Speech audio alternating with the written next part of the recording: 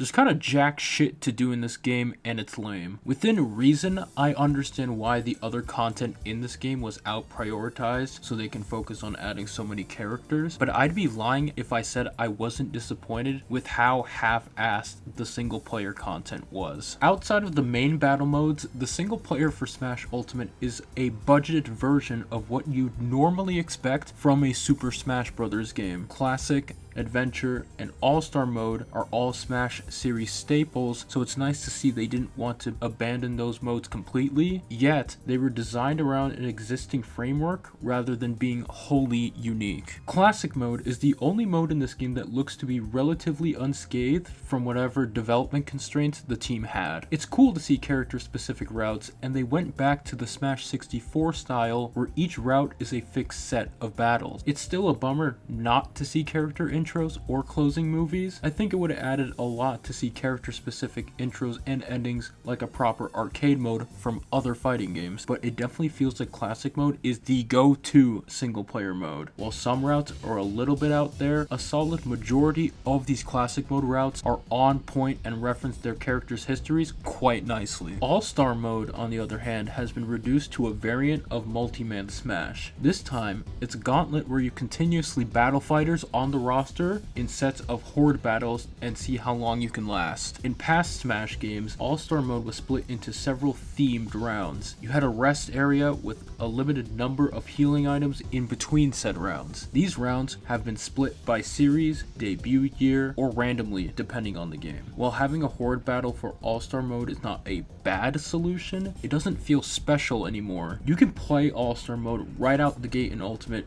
with no fanfare. In Melee and Brawl, All-Star mode was the last big thing you unlocked right after getting all the characters. I would have appreciated a traditional All-Star mode, even as a free update like Home Run Contest and Stage Builder, which should have been in the base game mind you. The rounds could be split by Smash debut with rounds from Smash 64, Melee, Brawl, Smash 4, and Ultimate fighters. I'm actually surprised this wasn't in the game when Ultimate is all about the roster. I appreciate the thought of keeping it in some form, but it should have been a higher priority in my opinion. Speaking of priorities, can we talk about how the Home Run Contest and Stage Builder were reduced to free updates that were definitely meant to be in the base game? I never liked how content was held back and added later because the modes aren't new or that exciting. I wish they brought back the grid aspect of Stage Builder as an option. No new challenge boards were added pertaining to either Home Run Contest or Stage Builder. It all feels watered down compared to previous Smash games. Seeing cool and funny screenshots may seem like a neat novelty, but Classic mode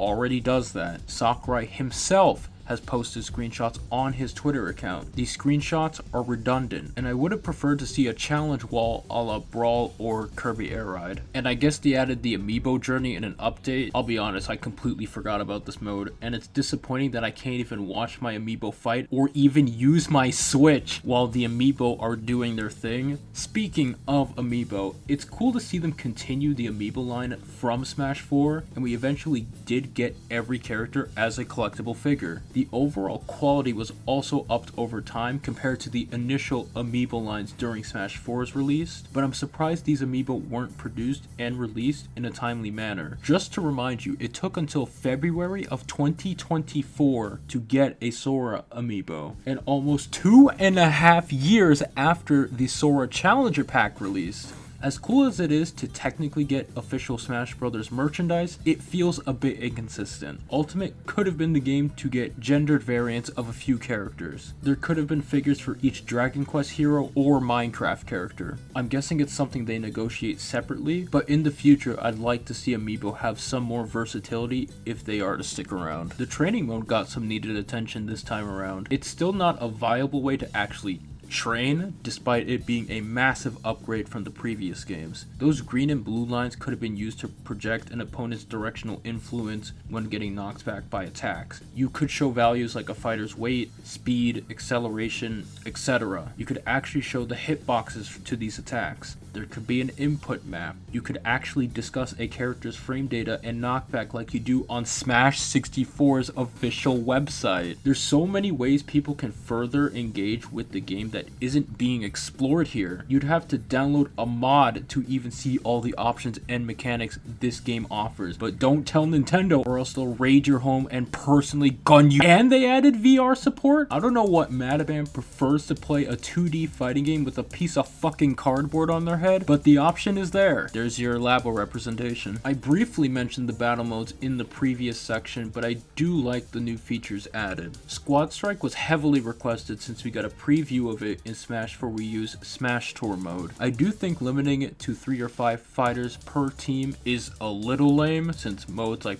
modes that have existed in other games that play like Smash have featured it in a more robust way, so I hope it becomes a standard rule set like team and stamina battles in future games. Smashdown is an Iron Man mode that is all about netting wins with the most characters per run. It's pretty nice, but I wish you can pick the same fighters regardless, so it's a true, proper Iron Man mode. You know, I kind of missed rotation from Brawl. They should honestly bring that back. The special Smash mode has felt a bit lacking since Smash 4. It sort of peaked in Brawl with its customization features, but they never expanded on that since. It'd be cool to see some of the melee modes come back, as well as having even more customization options. You know, it's cool to see Smash Ultimate now support up to 11 different languages. Some of the characters like the Pokemon and Wii Fit Trainer have different voices based on the language. I do wish you can set voices for each character specifically. I find it weird that Marth speaks English after 20 years. He will always speak Japanese in my headcanon. I don't care. Going off the game settings, there are basic accessibility features such as adjusting the game volume and sound, brightness, and aspect ratios. Modern games are putting more emphasis on robust accessibility settings, which Smash should absolutely follow suit on. I do like how the settings are in this little dashboard and it pops up in a clickety-clackety way. I don't know, something about opening the dashboard makes me go, damn.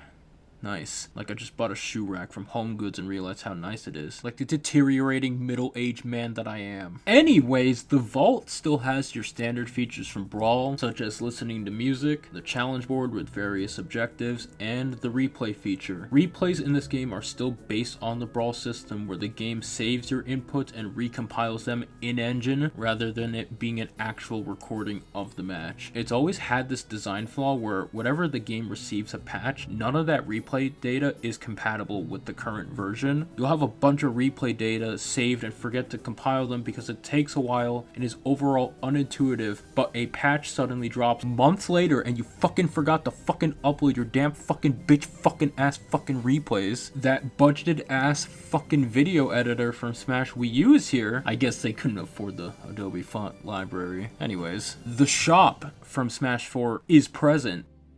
So that's neat. You know, I just wanted to say how beautiful it is outside. The sun is shining, clear as day, minimal air pollution, taking a nice nature stroll through the woods. Sometimes you just need to get away from everyone without technology interventing and clouding your mind with constant stimulation. Yeah, maybe you should go outside.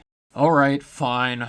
I'll talk about World of Light, but first, we need to talk about this game's main collectible, Spirits. Spirits are Smash Ultimate's budget replacement for trophies. In previous games, trophies were used as a cool incentive to play the various game modes and to learn a thing or two about Nintendo and video game history. Honestly, if it weren't for those trophies and stickers in Brawl, then I would have never played some of my favorite games of all time. There are two ways to collect Spirits.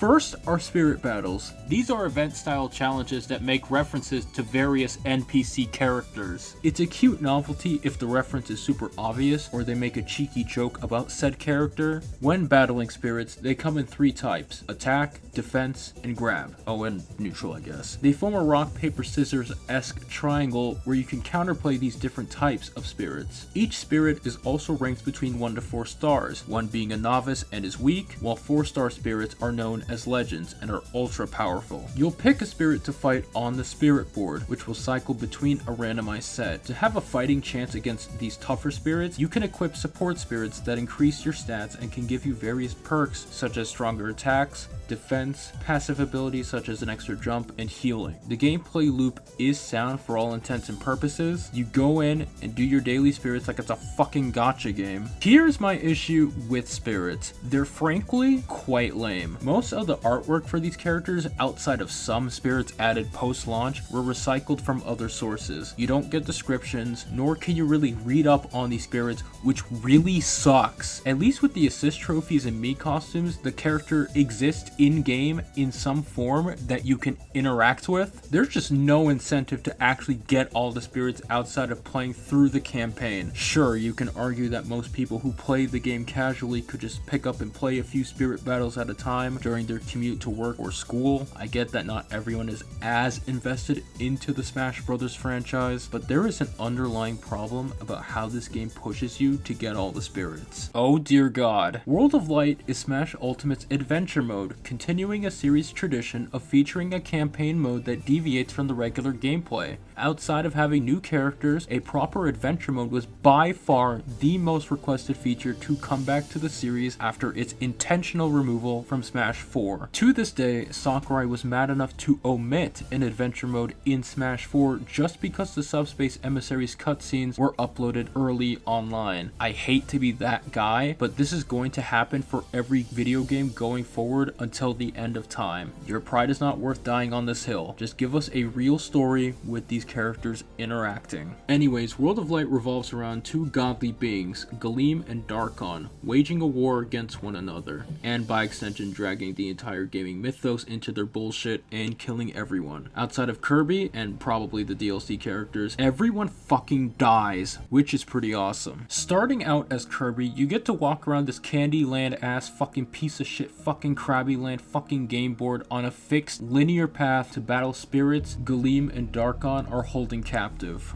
The lore behind this is like they're possessing these spirits and shoving them into their fighters. Like fucking Darkon looked at Luigi and it's like, "Ah yes, you would make a fine specimen to my dark army." Anyways, you awaken the fighters through these battles you find around the game board. While roaming around, the world is split into a light realm and a dark realm, with the final area that has multiple endings and a true final boss. Spoilers. There are some puzzles and other problem-solving tricks you have to do in order to progress through the game board, and that's pretty much the gist of it. When they announced World of Light in that November 2018 Smash Ultimate Direct, people were fucking hyped. They thought Sakurai finally listened and this was a return to form, while doing something mildly interesting with these spirits. The opening cutscene was a banger and is probably one of the most iconic intros to a game in Nintendo's history. You can roam around this unique world. The main theme we heard back in the Everyone Is Here trailer is fully orchestrated and has lyrics. I thought this was going to be a slam dunk, but that's what I thought. In actuality, World of Light is some diet ass adventure mode with very little sauce. The crutch of its appeal is that you can make up how the story progresses with these spirits and the order you obtain the fighters, but this game gives you no incentive to do so. There's no spirits interacting with the fighters, even through text boxes. There are no character interactions outside of the 3 or 4 cutscenes that revolve around Galeem and Darkon. There's no voice acting or narrator, even though some cutscenes have dialogue written on the screen. It's so fucking limp and flaccid in the worst way possible. Having the audacity to say nobody would play a game mode similar to Melee's adventure mode is just insane to me. When people say they want an adventure mode, they expect the foundation Melee laid out and Brawl Subspace Emissary ran with. You run through side-scrolling levels, battling enemies, then fight characters under specific conditions. There's an element of these characters interacting through unique cutscenes that are either built in engine or with that cinematic style seen in the reveal trailers. Even Melee had cutscenes where the characters could appear under certain conditions. For Brawl, the Subspace Emissary chose to give everyone a unique spotlight, while Melee's adventure mode focused on replayability. An adventure mode in Ultimate could do something new while being a proper adventure mode. You don't need to do big cinematics or even one-up Subspace, since I understand that would be virtually impossible to do. But to even suggest a budgeted, reduced adventure mode with PNGs that was cheaper to produce is better than having a proper story mode is just wrong. I want to take a moment and highlight why I'm as disappointed with World of Light as I am. Picture this. I'm in a college dorm room when this direct was playing, and after the wild ride that was Smash Ultimate's pre-release, they crescendoed the fuck out of us by saying, by the way, an adventure mode is going to be in the game. I was like, hell fucking yeah, dude. Based on that trailer, I fully expected World of Light to play like Mario Slugger's challenge mode. You have this isometric camera with the characters walking around a 3D plane. You're incentivized to recruit the fighters into your team. There are puzzles and other obstacles in the overworld that get in your way. They both incorporate their core gameplay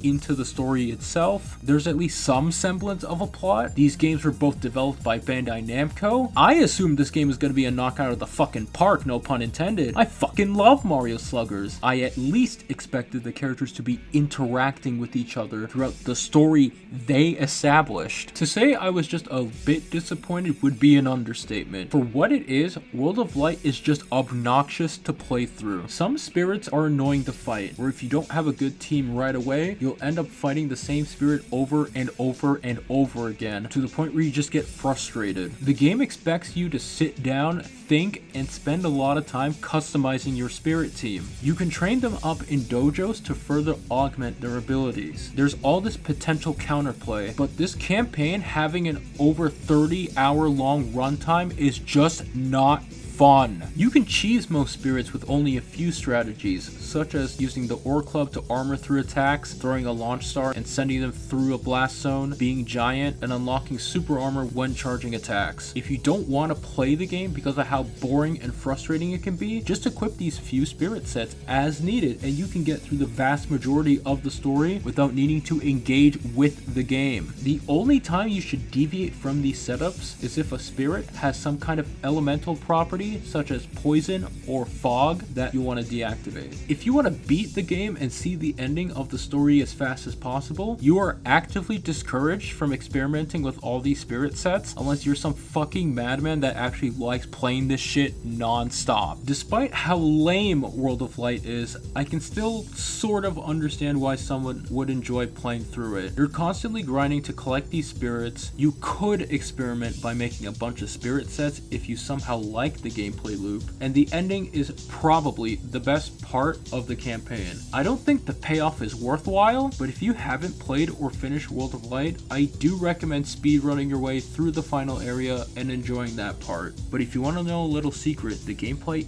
isn't my biggest gripe with World of Light. Nah.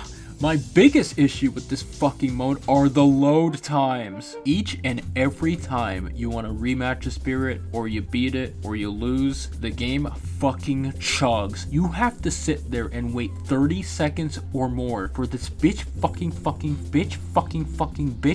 shit ass fucking game to fucking load, mashing the fucking A button so you can get on with the little story there is. It's the most mind-numbing shit, and it completely kills the pace of the game. If this game, and by extension the Switch, didn't have these processing and loading problems, I would have saved more than a few hours. I wouldn't get so frustrated accidentally choosing the rematch whenever I wanted to switch out my spirit team. You have no idea how much this ruins the mode. You're sitting there in complete silence reading irrelevant text about a game mode or technique that they don't even explain in the training mode when you're just trying to play through World of Light. There shouldn't be over 1,400 of these plain ass flat fucking bitch fucking PN fucking G's if you knew loading them would be a bitch and a half. You have to sit there and watch most of the boss entrances each and every time. This is an actual problem for people like me who just wanted to play through the mode to see the ending. There's nothing else worthwhile to nullify the bad load times because you're just doing the same fucking bullshit hundreds of times. It actually sucks. Speaking of bosses, you get to fight a set of actual proper bosses this time around. In Smash 4, the bosses were relegated to a few stages since the game didn't have a fucking adventure mode, and they were fucking lame. They often made the stages like Pyrosphere and Wily's Castle too intrusive to fight on. Gower Plains might be the actual worst stage in any Super Smash Bros. Game to date. Outside of the arching platforms at the top, that chasm in the lower section of the stage is borderline unplayable. It's so fucking awkward to navigate the stage to the point they added springs to help you. I don't get why there isn't a central platform that's flat like Final Destination. Stages like Temple, Palatinus Temple, and the Great Cave Offensive all have a central area to their levels. They should replace that fucking stage with Colony 9 and make it an actual functional stage. You can throw in Metal Face there with some new attacks and call it a day. Fuck Gower Plains, fuck stage bosses, and fuck you. Rant aside, there are some returning bosses with Giga Bowser from Melee and Gallium from Brawl. The new bosses include the Demon King Ganon from Ocarina of Time, Marks from Kirby Superstar, Rathalos from Monster Hunter, and Dracula.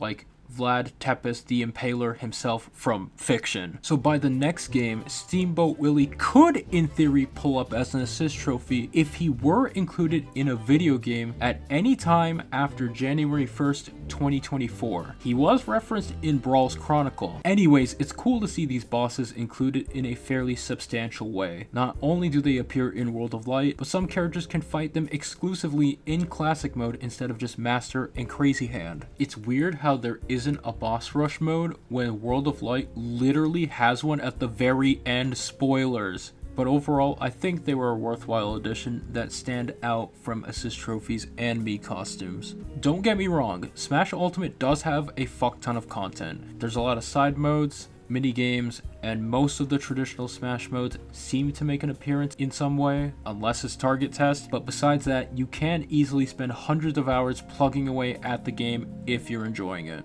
I personally miss the more arcade-style game design these single-player modes used to have, like getting the best time and high score with each character, having fixed difficulty rates, which oddly enough World of Light has. There's a lot I expect out of a Smash game. I think its foundation with those simpler arcade-style game modes are peak game design. For the next Smash game, I would like them to go back to their roots and do something new with that foundation laid out in Melee. An adventure mode should have side-scrolling levels and characters interacting in some way, either in-engine or through pre-rendered cutscenes. Trophies or some new collectibles should be introduced with actual interest in learning about video game history. They could bring back modes like the Chronicle or Masterpieces for more obscure games. All-Star mode should have a proper reintroduction with a new theme and rest area. The originality and game essence of Smash was a bit lost with Ultimate, but I fully believe Sakurai and the team were considerate of that fact while making this game. I'm not exactly worried, but we don't know if they'll even prioritize these modes in the next game or just focus on getting as many characters as possible. Classic mode can remain intact. It's pretty good. But today, I present to you my magnum opus.